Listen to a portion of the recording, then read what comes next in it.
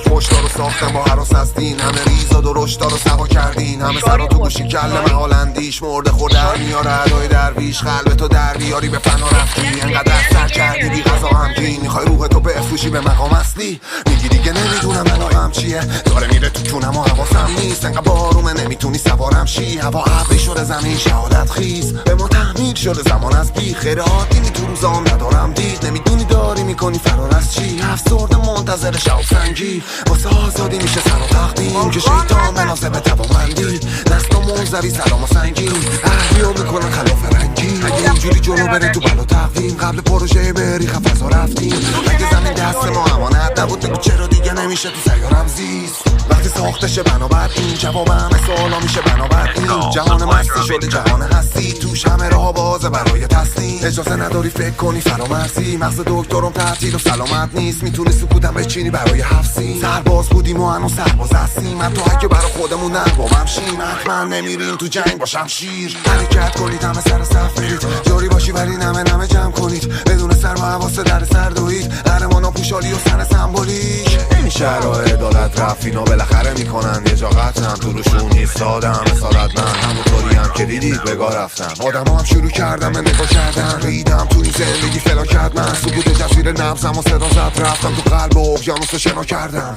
دیدم چطور بهم تحمیل میشه حتی خودم چطور به خودم گیر میده،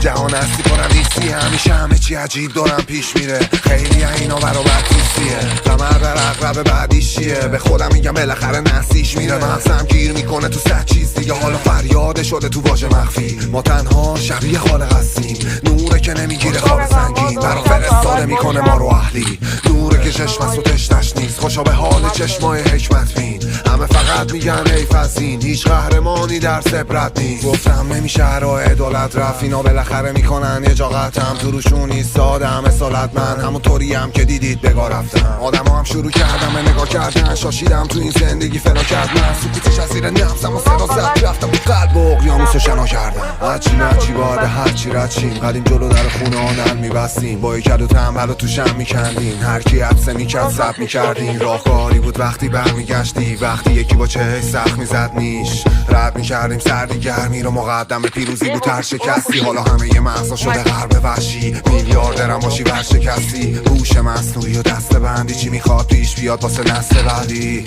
ای بابا